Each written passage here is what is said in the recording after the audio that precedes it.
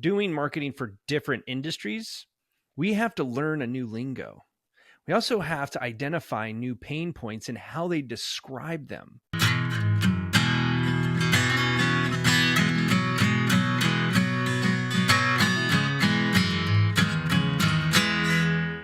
Hey, welcome to 10X Your Team with Cam and Otis.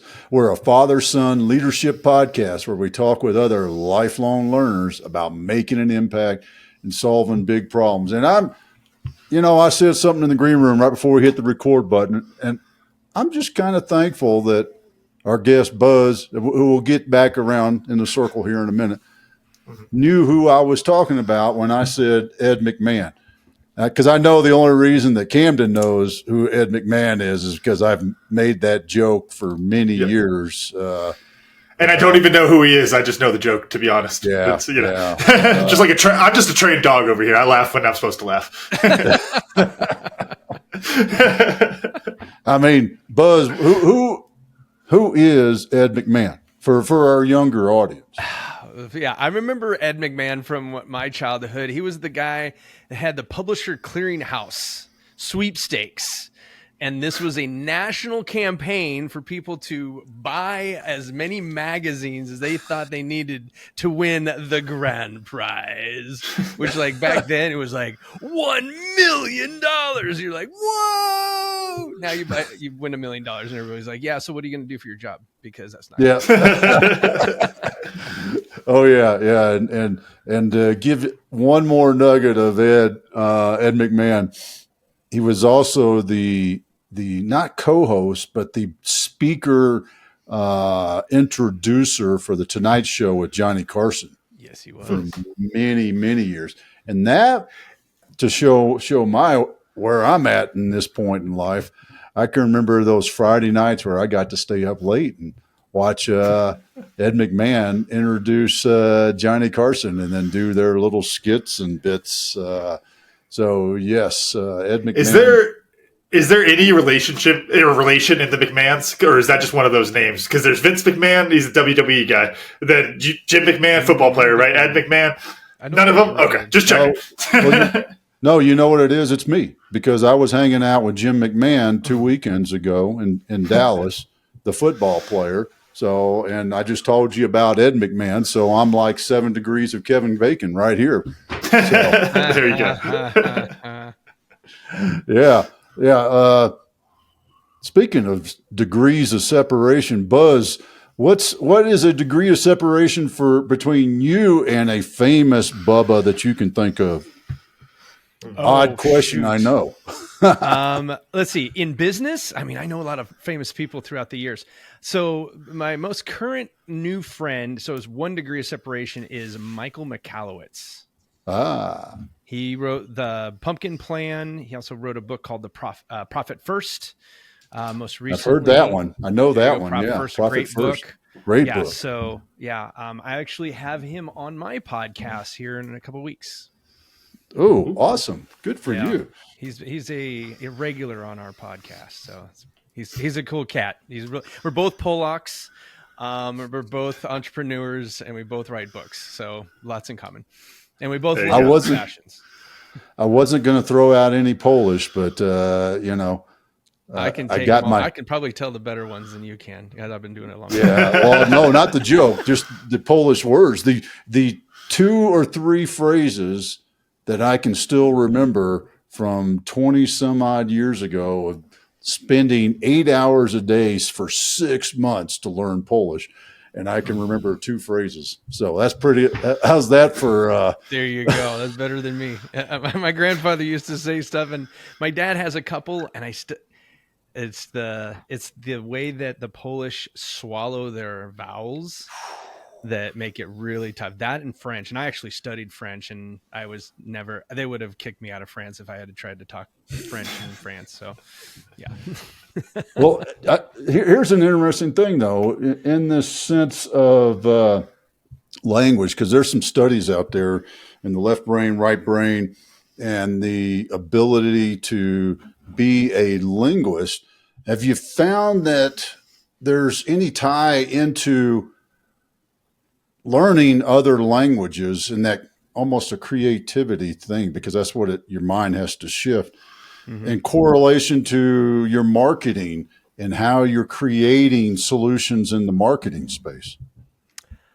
Well, I will tell you the skill of learning a new language and translating definitely as a parallel in marketing, in the fact that when we're doing marketing for different industries, we have to learn a new lingo. We also have to identify new pain points and how they describe them, because I've narrowed all marketing pain points down to 5. This is actually a topic in my next book, Curing the 5 Pains of B2B Marketing. And but the crazy thing is that how people describe the same pains is completely different. Mm-hmm. So you have to be multilingual, if you will. And I've had the privilege of doing marketing for over 1,200 companies over the last 20 years, and so you do hear. I am now able to recognize the similar pain points with different descriptors when I'm introduced to a new industry, because since I started in 2005 on my own, and when I started back in the 1990s, oh my God. Oh, that's been a while. Oh, there you go. Back in the 20th century. Back in the 20th century, boy, let me tell you a story. Lots has changed, right? There wasn't the internet when I started marketing. And the funny thing is that the language of marketing hasn't changed. The buzzwords, if you will, and the lingo keeps trying to change because people are trying to reinvent marketing, but the fundamentals of marketing haven't changed. How people discuss it continues to evolve. Just like if you were, I bet you if Otis tried to talk to a 10-year-old kid off the street, he probably wouldn't recognize the language he was using. Generation gaps. Oh yeah. Oh, I was going to say, originally thinking about the different language comparison there, I was going to ask about trying to find that common ground on the language. But then you talking about going back to those same marketing aspects, how much of it is having to be able to translate to all of these different folks and being on top of the language versus having like a commonality of the way you talk about it? Because my first thought was, I was thinking to my coaching with the little kids rugby, and it's like it is just a simpler version, and you just have to find the simple way to talk about things rather than the complicated way. Is it like that, or is there more nuance to it? No, it's exactly like that. My superpower is I call it the 3 S's. I synthesize, simplify, and systemize. And I got to break it down to where everyone that is listening can understand it, regardless of where they're at in their entrepreneurial journey, because you have 3 phases of entrepreneurial journey, right? You have your financial independence. This is the first, usually 3 to 10 years of business. If you make it 10 years in business and you haven't found financial independence, you're probably finding something else to do. Then once you have financial independence, you get entrepreneurial freedom. And this is where we're trading back our time for money, right? Because at the beginning, we have more time than money, but now we're looking to buy back our time so we can have the entrepreneurial freedom that we dreamt about when we started our business.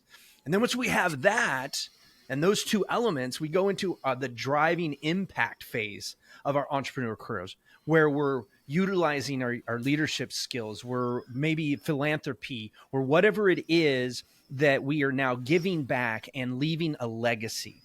So the crazy thing is that the problems of the impactor versus the entrepreneurial freedom phase and the financial independence don't change.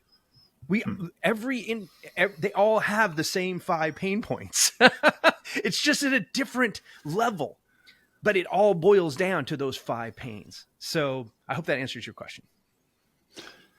Yeah, well, it does. Sorry, go ahead, Dad. I've just got to do my smart ass thing. So what you're saying is Miss Suzanne's textbook from Marketing 101 in college, we should pick that up and read it right now, right?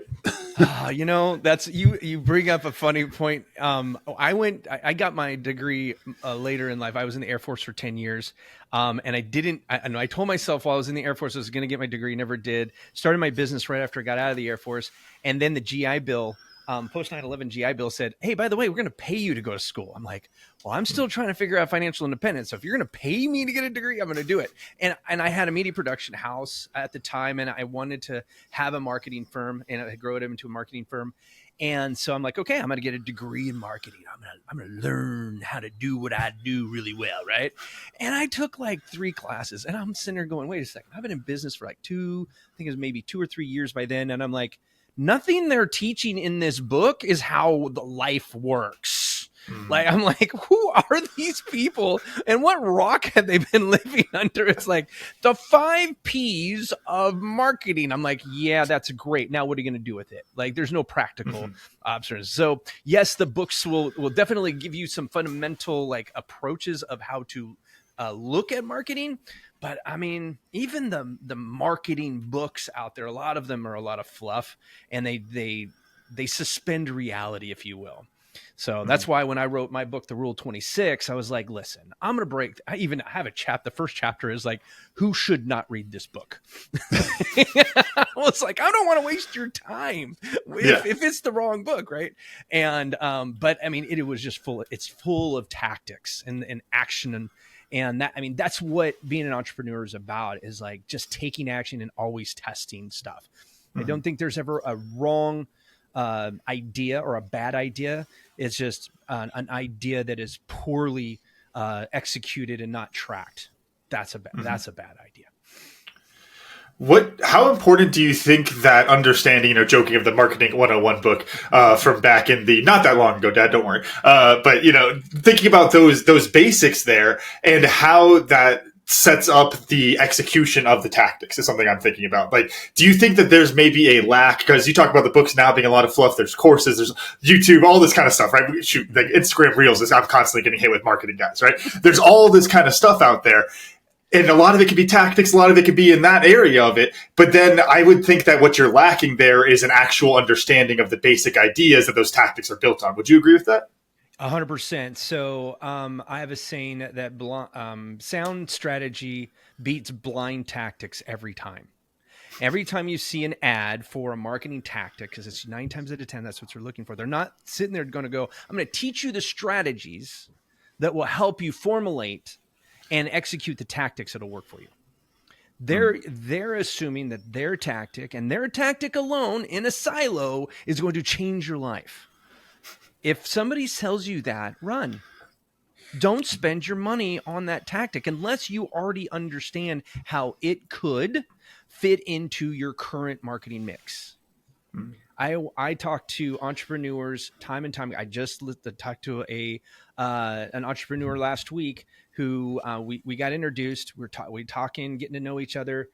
He is a corporate refugee that started a company after 20 years or 30 years in his company, right? And he had bought into, and he was a coach. Now, coaches love to get coached. And so they're always looking for coaches to help them be better, be a better entrepreneur, or better coach, or whatever it is, right? And I get that. You're buying into what you're selling. Get it. Totally get it. Unfortunately, he kept buying tactics. And the last tactic was a LinkedIn outreach tactic. And that in itself was supposed to save him from quitting being an entrepreneur.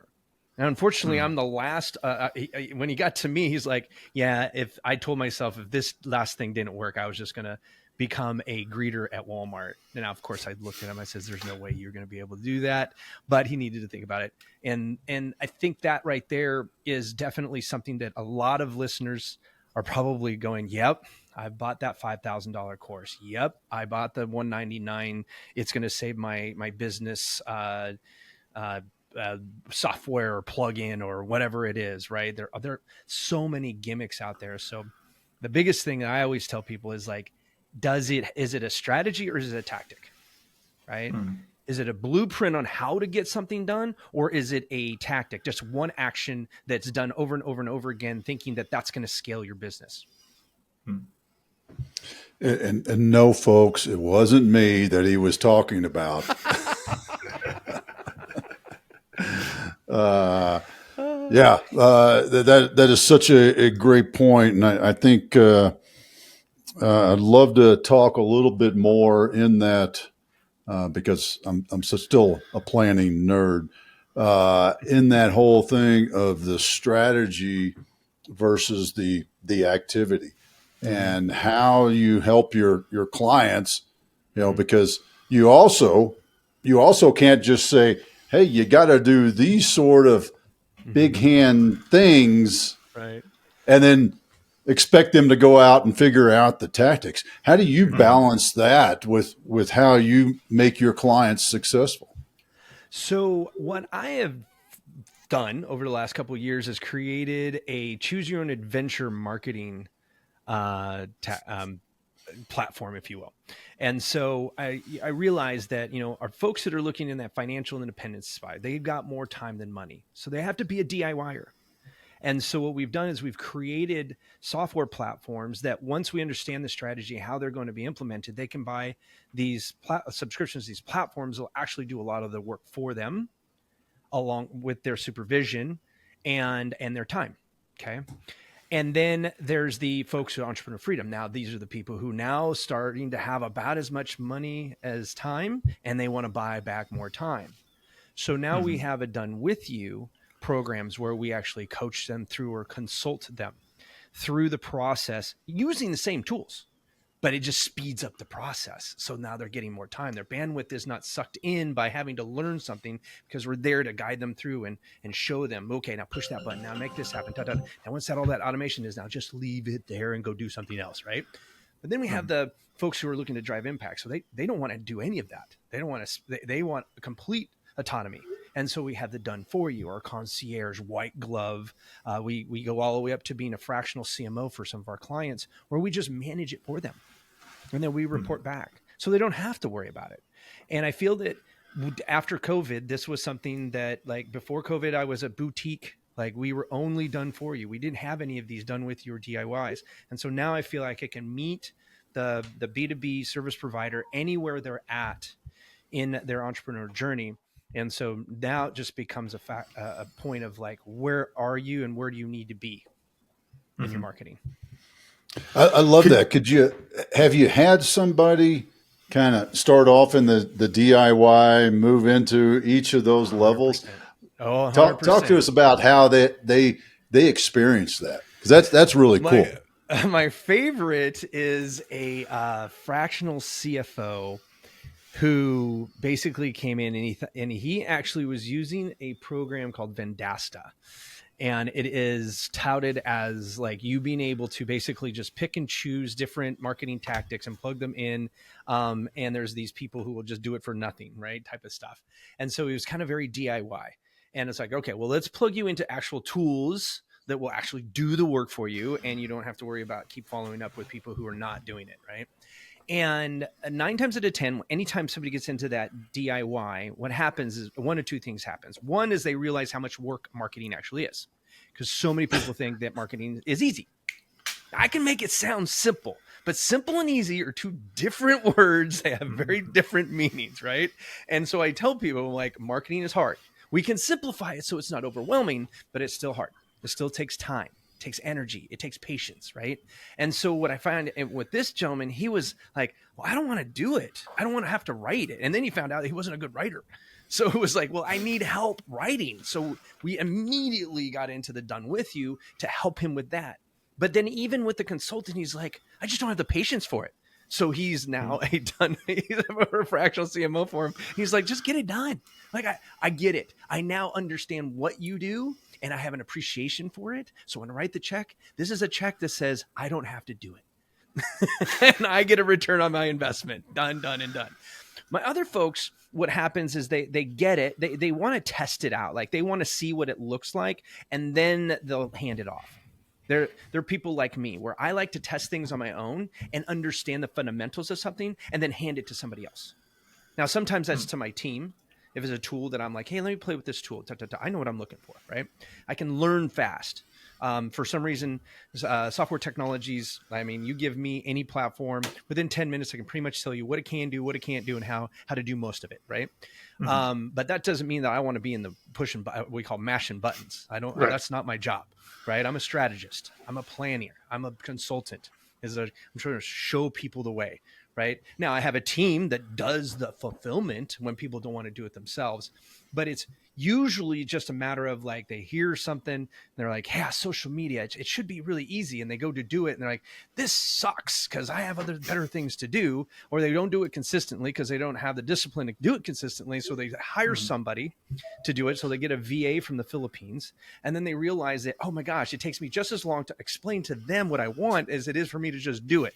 Then you're like, oh crap. Then they run into Buzz and they go, well, what if you only had to do it once and it would be evergreen? And they go, oh, a strategy.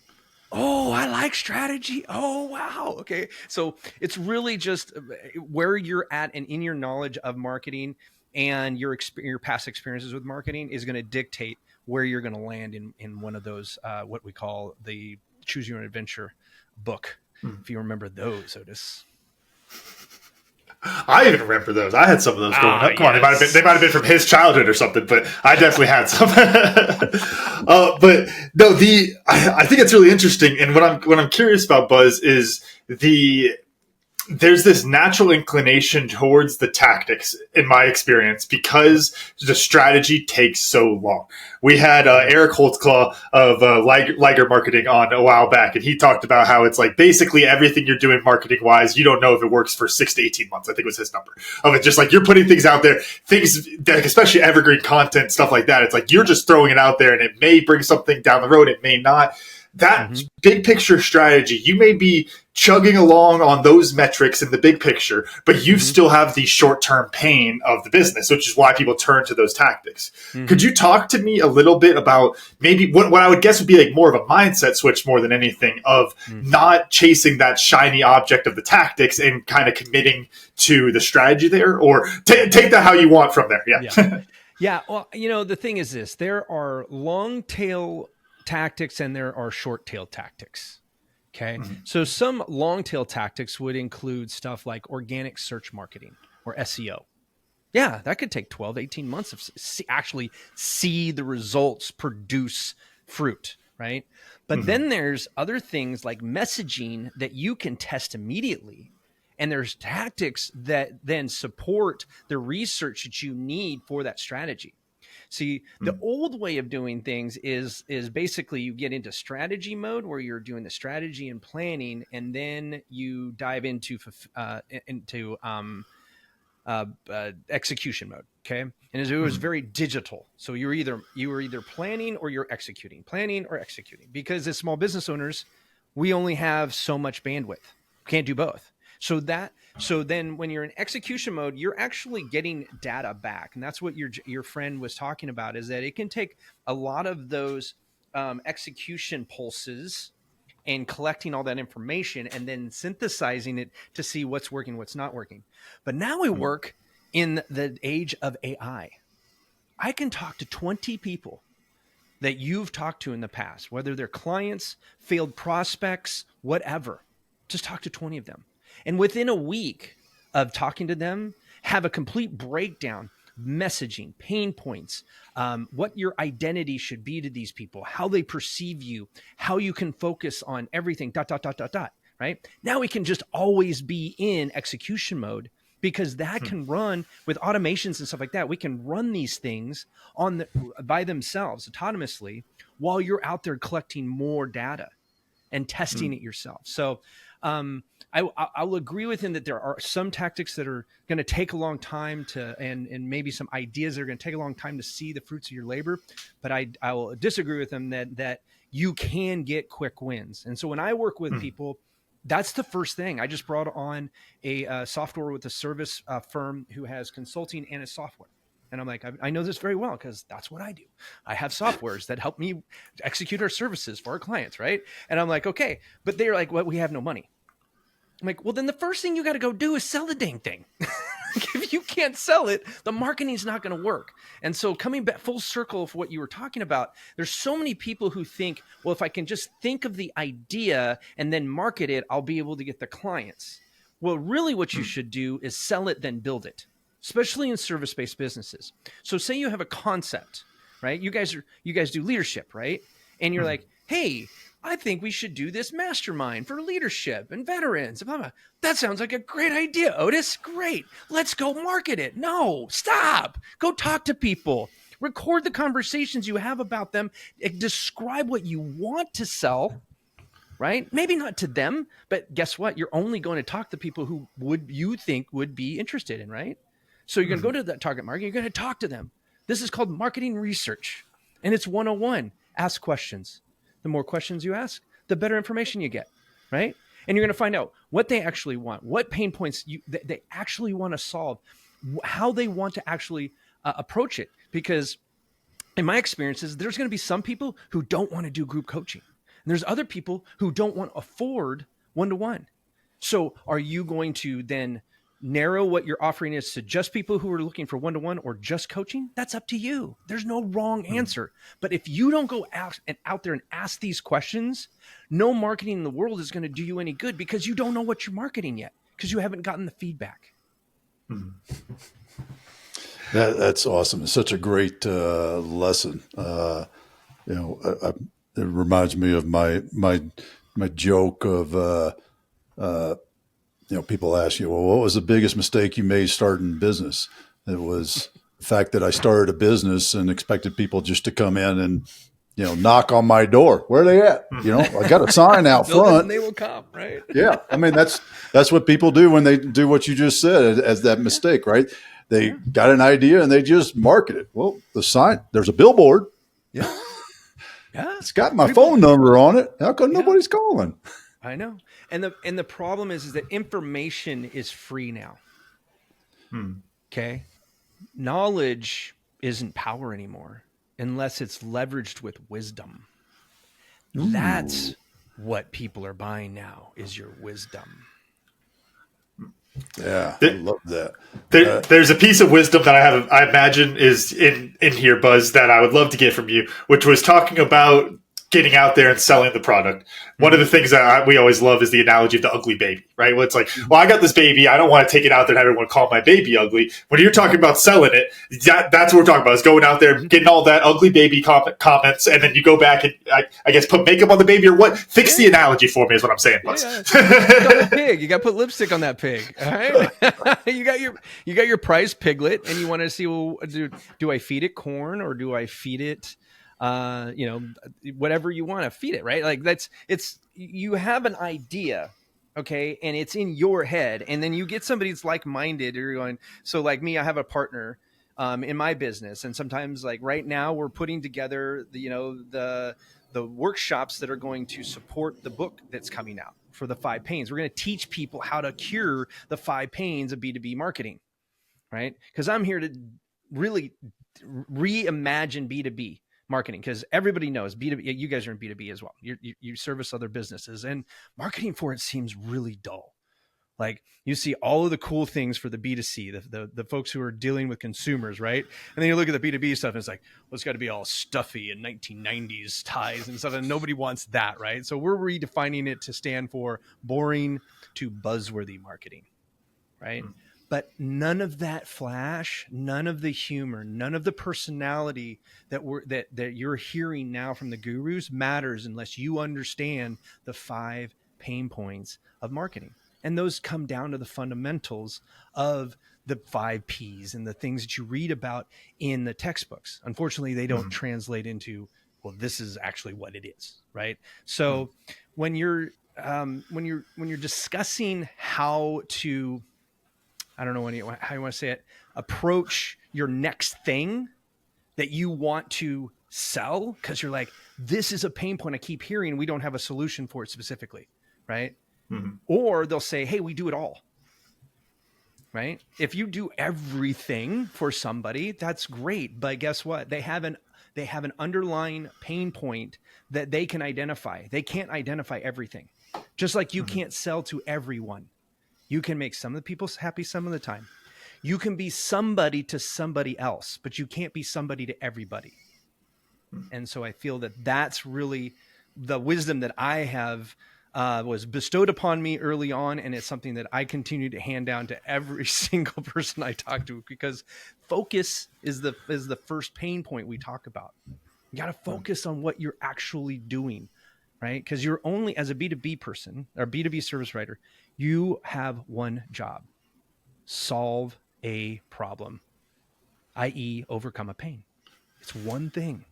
Everything we do is overcoming a problem. I'd love to explore a little bit on the strategy and the integration of marketing strategy into the overarching business strategy. And one of the things that's popping into my mind, like I mentioned, the old school planner that I was, is I've got my op plan, and then I have annexes for my op plan.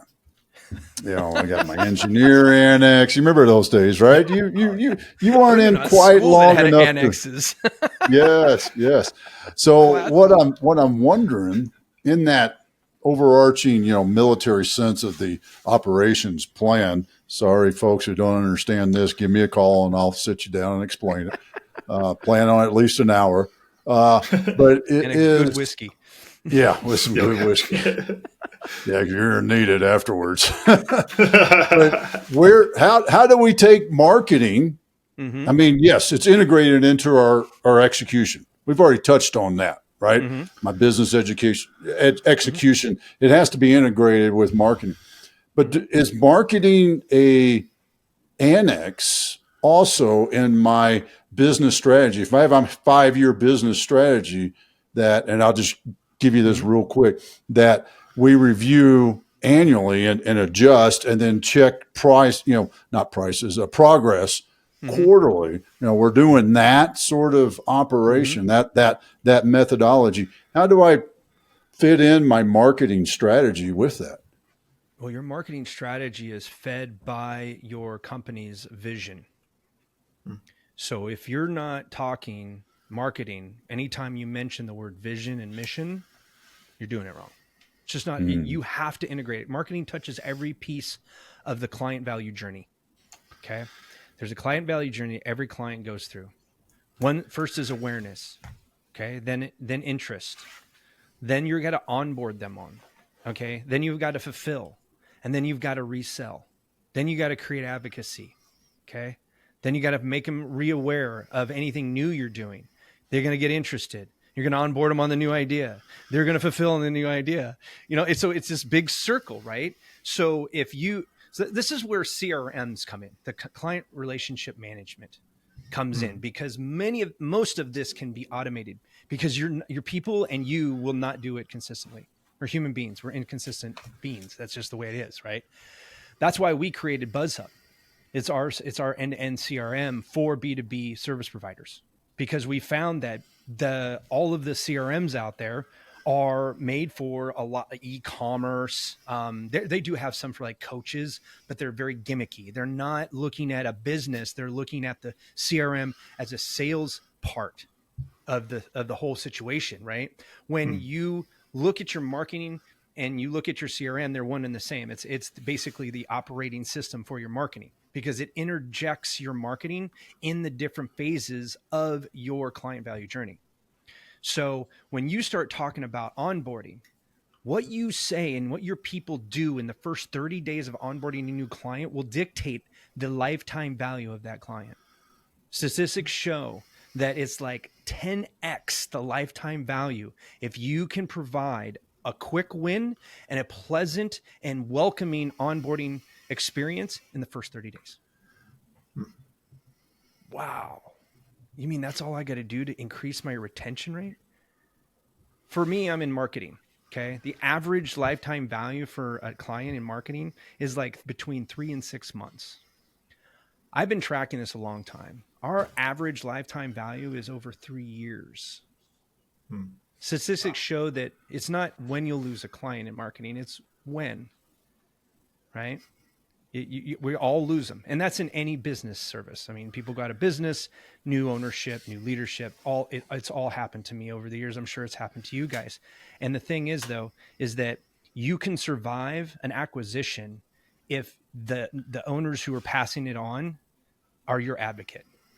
And they won't be your advocate unless you have implemented marketing every phase of that client value journey. What you started off the answer by talking about the connection of values and the marketing strategy. What do you think is like a big misstep that you see maybe with a lot of your clients as far as that connection? They get gimmicky.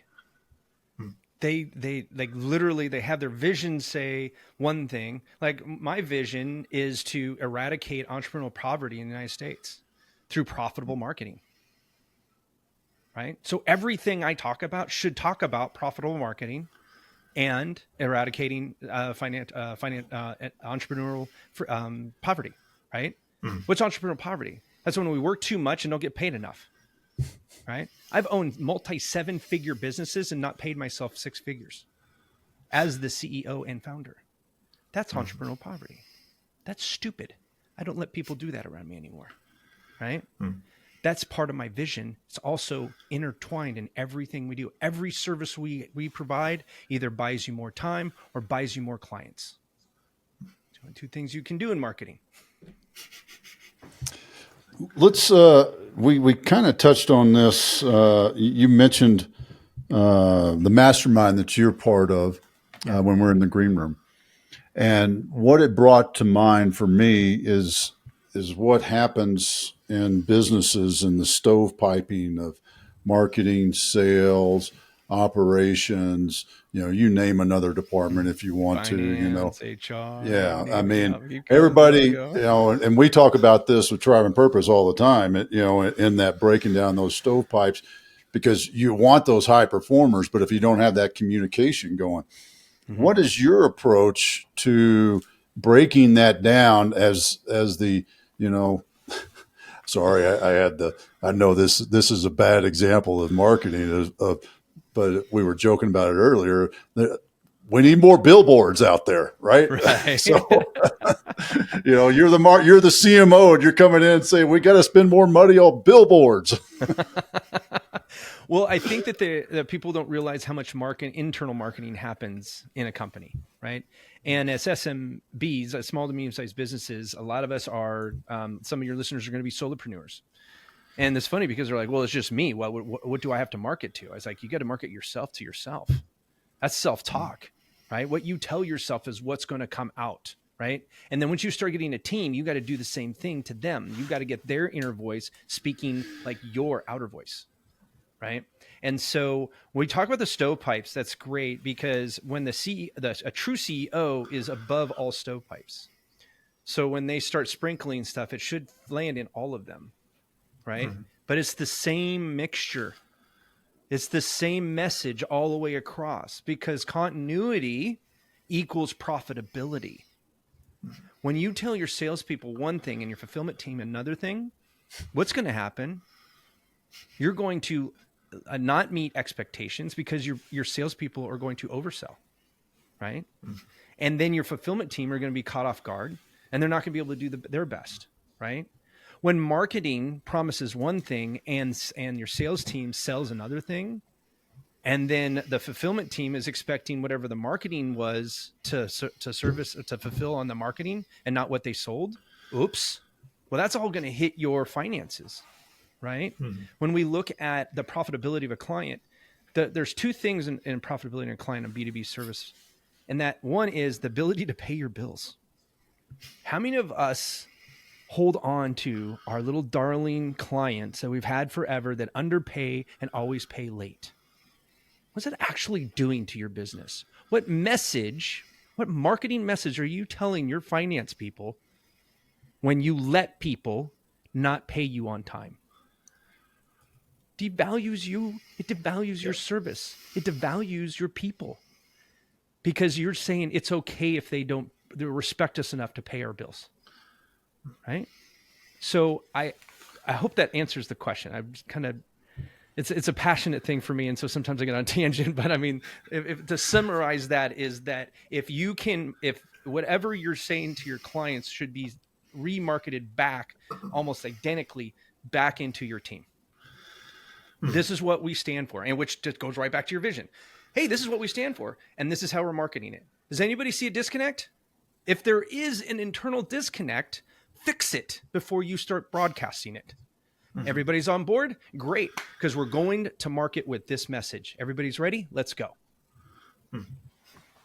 I think that's such a great message in the fact that even as a solopreneur, you got to be telling yourself, right? You got to believe in the message that you're saying, because it's weird. People don't believe it, but we got this little instinct thing that senses that authenticity and can just be like, something ain't right here.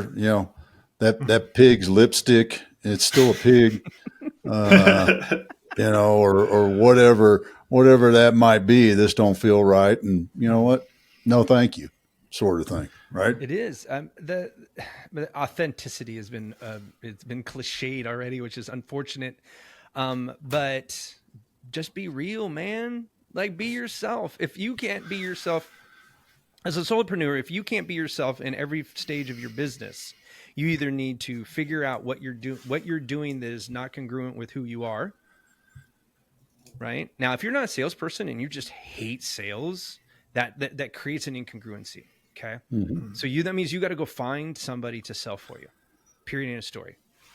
But 9 times out of 10, all you have to do is just be honest with people. Hey, do you have this problem? Yeah. What if I could solve that for you? What would that look like? Done. If you have that conversation, if you just ask those 2 questions, right? And the first answer is going to be yes or no question, which is just fine. Guys, it's okay. No just means no, not today. Okay. It could be a yes later when you go, hey, I know I asked you this, that you had this pain, but I think I asked it wrong. Do you have a pain that looks like this? It's the same pain. You found out there's a better way to ask the question. No. Right. Okay, great. That's no, not forever. That's just no, not today. Right. So don't try to over-engineer it when you're just getting out the gate. What you should be doing is consistently collecting why people say no. What do you say when you get no? What do you say when you get yes? What did they say before they say yes? What did they say before they say no? Who are the people who are saying yes? Who are the people who are saying no? Just keep collecting that data. And then guess what? You put it all in a Google sheet. You give it to ChatGPT and say, what do all these people have in common? Why do these people say no? Well, why do they say yes? Now you have something to synthesize. Now you re-engineer. Now you have something to engineer because you have enough pieces for engineering. But when you're just starting out, just have the conversation. It's not a sales pitch. I love that. There's one thing talking about the continuity inside the business. I was going to ask you this, and I was asking myself it, so I came up with a little theory for it. But as far as why does that not happen? I always love to ask that question on the show. Of it's like, okay, hey, yeah, that all makes sense. Why don't people do it? And one of the things that came to mind is people being too close to the problem set for too long, too close to the business, too close to the messaging, those kind of things. The example, and I experience this, with our website and all the things I do for Tribe and Purpose, but on occasion. And I hear this, people talk about like making a movie, and it's like by the time I finished, Quentin Tarantino talking, by the time I finished Pulp Fiction, I hated it. All these different things where it's like I absolutely hated it because I watched it 1,500 times or whatever it was, right? Mm-hmm. Do you think that plays into why people kind of have that disconnect because they stop reading their own stuff because they get tired of it? Or what do you make of that? Yes. Yes. And yes. And yes. I've been on over 200 podcasts, and I love these podcasts right here where I don't have a set of questions that I'm expected to answer. It's like, so you wrote a book about the Rule 26. Please tell us about your rule about the 26. And I got to reincantate the Rule 26, right? And so that kind of gets, and as entrepreneurs, we're creative, right? Mm-hmm. That's what we do. We iterate. And so when we are not consistently iterating, sometimes things get really boring. And most of us have a personality where why do you think shiny new object syndrome is so prevalent in entrepreneurs? Because we're always looking for bigger, better. How do we leverage? How do we get, right? How, right? We're not the operators where it's like, show me how so I can just do, right? And you have those two personalities. There's very few people who have the operator and the visionary in the same brain. It's very rare. And when you have it, even then, a lot of self-talk to balance between the two. But the best companies have a doer and a seer. Okay, your seer is your visionary and your doer is your operations person. And the person who systemizes things and is okay with keeping status quo will help the visionary not pivot their business into oblivion. And Otis is over here laughing. Oh, dude, it's just like, it's heal thyself, doctor, most of the time over here in, Tribe Purpose headquarters. I can tell you that right now. Oh yeah. What's that? Maybe if we do it that way. Ooh, that looks like fun. We should start that over there. How about let's see, one-on-one, group, mastermind, retreat, conferences. Right. And this is the thing, and I'm going to come back to Camden's question, is that your best ideas are going to take at least a year of doing before you do them well. Mm-hmm.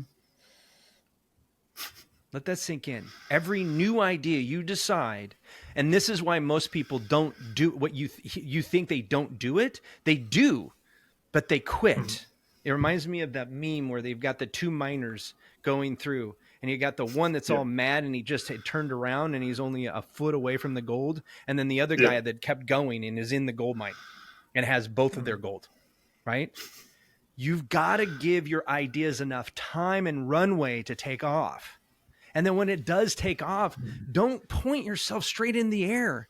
Give yourself a glide point to where you can gain altitude without a lot of turbulence. And that's consistency and small iterations, not swinging iterations. Right. If you have a bad client experience, learn from it and create an iteration that reduces the chances of that happening again. Mm-hmm. But don't quit on it just because you had one bad experience. Now, if you have 10 and you haven't iterated, then that's your own darn fault. But if you learn from every single bad one, because if I ran my company in that I pivoted 90 degrees every time I had a bad experience with a client on one of my ideas, I'd probably be selling bubble gum to little kids on the street by now, because there wouldn't be anything left to do. Mm-hmm. Right? I've serviced over 1,200 companies. Hundreds of those companies didn't listen to a word I said, and it was all my fault. Mm-hmm. I can't let that be a me problem. I got to do a gut check and say, did we do right by the client? Did we give them the right ideas? Did we did we help them execute, or did we execute and then they didn't take it on? Right? Because every consultant out there knows that it's not just you that's going to make them successful. The client has to make them self-successful, and the rest of their team has to help in that process of success. There's one other thing, and you kind of touched on this earlier. You were talking about how a lot of stuff you talk about with clients is very simple, but it doesn't mean it's easy. It's very hard things to do, but it's very simple. I've noticed this with marketing, and again, we kind of joked about the Instagram ads and all that kind of stuff. So it's probably a lot of those folks, but I'm sure it exists, with the more legit marketers, right? But this thing of the simplicity being a selling point, and then I think that hurts their relationship with the client. Because what it is if you say, hey, Cam, just fix these 3 things and then your website's going to be perfect. And then I fix 3 things. Now I'm like, okay, well, is Buzz just straight up lying to me? Now there's a 4th thing. There's a 5th thing. Why didn't you tell me about those? Like, there's this weird thing where you want to make it sound easy. You want to make it sound simple, but then you almost screw yourself over in the long run by talking about it like that. I've observed that in marketing. I'm sure you've seen it in other industries. I just love to hear your thoughts on that and maybe how to fix that kind of issue in the language. Well, the easy answer. How about that? These 3 things. There you go. Right? You got to do 3 things to fix that. Solve all these problems, right? The first thing you have to do is manage expectations. Okay. Mm-hmm. In business, every time you solve a problem, you create a new one. There is no such thing as a problem-free company. You get to $10 million, you have different problems than when you had $10. Mm-hmm. Period. End of story. Anybody who believes that the 3 things you're going to teach them is going to solve all their problems is a bad client for you. Run. Not all business is good business. Not all money is good money. Right? So then number 2, did you make it too good to be true? The people who buy into too good to be true messaging are too good to be true. They're not. They're not. They're going to be life-sucking, energy-grabbing, biggest complainers, non-bill paying people you've ever met, because they're those people who are looking at that hope and a prayer for as the answer to their business's success are the people on their last straw. These people in desperation will drag you down. It's like you in a pool and they're drowning. They're going to pull you under with them. Okay. So you got to keep away from that. So I tell people bad things about marketing. Like, this could not work. Period. This right here literally could not work, because most marketing doesn't. Not the first time, sometimes the second time, sometimes the third time, sometimes it's 100 times. That's marketing. Because if there was we'll just do it this way and it'll happen this way, we'd all be rich and I'd be out of a job. Because if you're on the internet, everybody can do it, right? But that's the difference between simple and hard. Hard means dedication to staying the route, and patience in getting the iterations and continuing to learn and learn and learn from everything that went well and everything that doesn't. I have the saying that I tell my team. It's actually in our core values that we operate with constructive dissatisfaction. We don't care how awesome a campaign went. We always look at how could it have been better. I love that. That's perfect, and a perfect reminder of what I learned. So how could I be better? And I'll tell you my favorite thing, because there's a handful of them here. My favorite thing was knowledge leveraged with wisdom, if I can say it. I don't know if I can say it. Knowledge wisdom, then. Leveraged with wisdom. Those are some big syllable words for Otis to say. Is what people are buying, and that's a very, very different approach. And your validation of it, the fact that knowledge is available, right?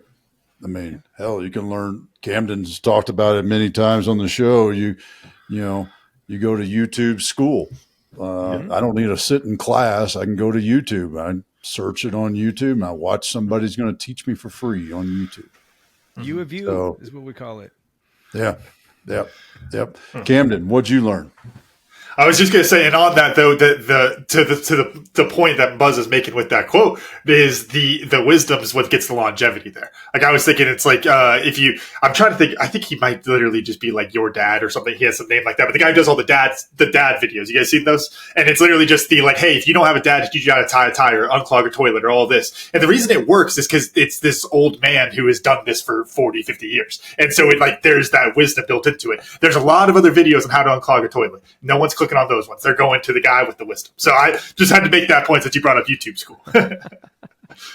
But yeah, for what I learned, I loved, Buzz, you said it as marketing to yourself, even if you're a solopreneur. I thought that was very wise. And then I also love it on another level, because we joke with the Time and Purpose with 10X Your Team, Dad, that we're like 30% foo-foo. And so whenever it's like mantras and stuff, I'm always kind of, I'm just marketing to myself. That sounds nice and manly. That sounds tough. I'm just marketing. That's all it is. So I love that phrase there.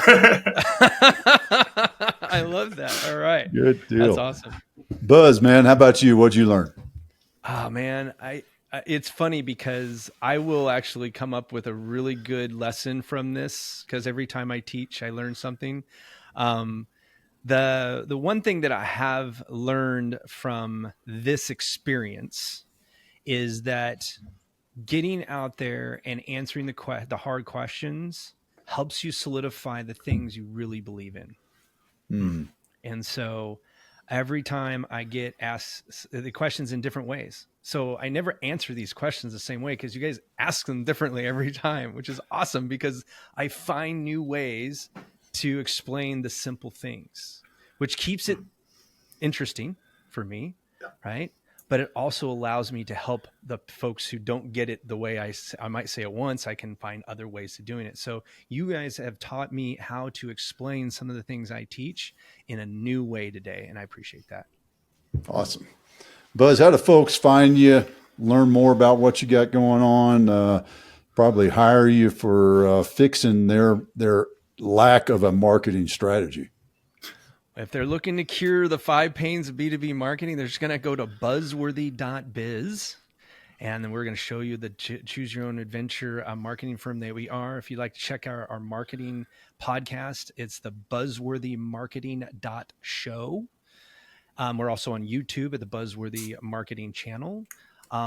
You can also check out my book at ruleof26.com. We're actually giving away free copies, signed copies. All I do is ask you to pay for shipping and handling. Awesome. Well, thank you so much for hanging out with us for a while today, Buzz. Great seeing you, man. It was great to have you. Camden, run us out. All right. Thank you all for listening to today's episode of 10X Your Team with Cam Otis. And a special thanks to our guest, Michael Buzinski, for joining us today. Remember, you can watch full episodes of the show on YouTube at 10X Your Team. And if you enjoyed today's episode, please make sure to pass it along to other lifelong learners in your tribe so that they can enjoy it too. Follow us on Facebook, Instagram, and LinkedIn. As always, the full archive of episodes is available at www.10xyourteam.net. Thanks again. We'll see you all next time.